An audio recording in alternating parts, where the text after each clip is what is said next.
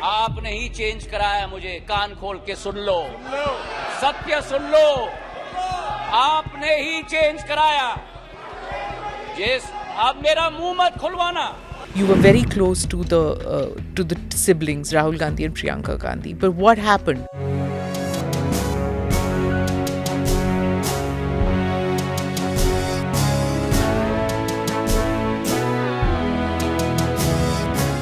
And you have a leader who is not only inspiring but is very committed to the cause of public service, committed to the cause of the idea of India.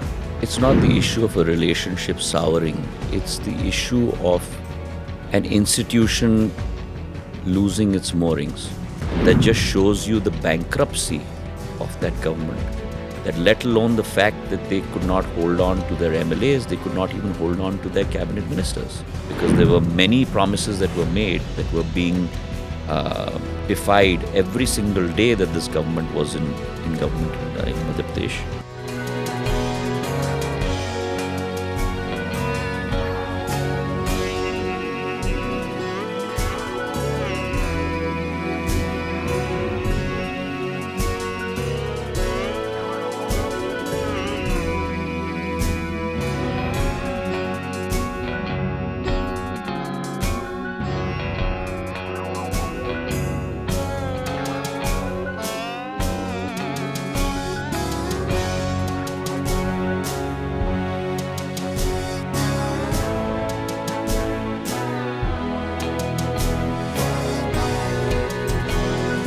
I thank the party for the opportunities and the time that I got to serve through the party.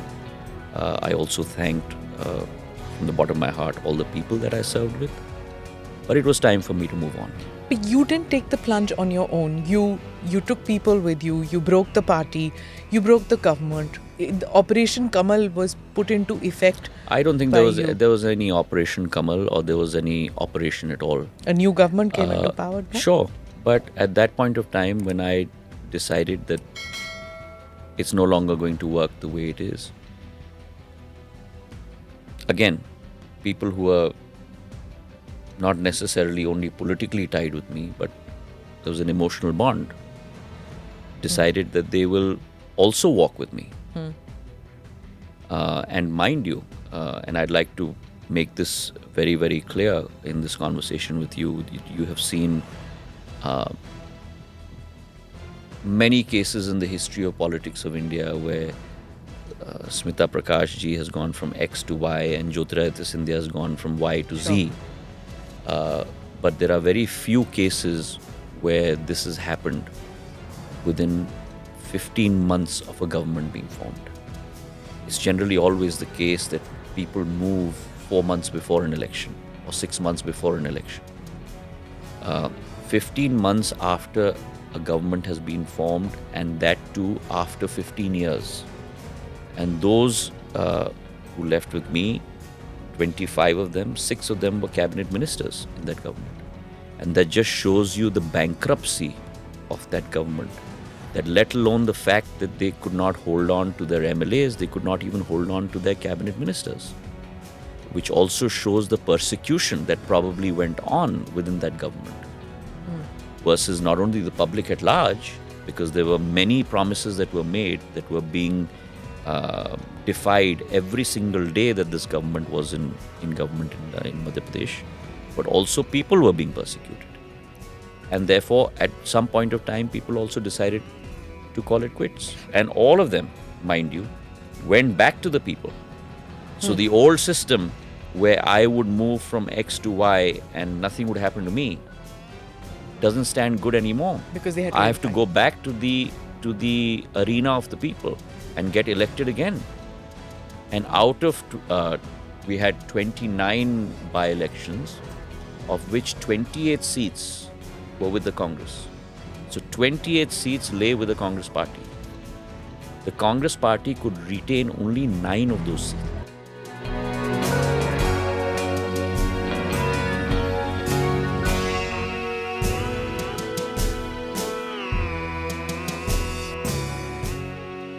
Of the people who could just walk in and chat with the Gandhi family, your name comes up right up there. You were very close to the siblings, Rahul Gandhi and Priyanka Gandhi. But what happened? Where did the relationship sour? Personal and political. It's not the issue of a relationship souring. It's the issue of an institution losing its moorings. Every institution, like every individual, has to have certain mission, values, principles, and goals. Every political party in India, I believe, certainly has its own.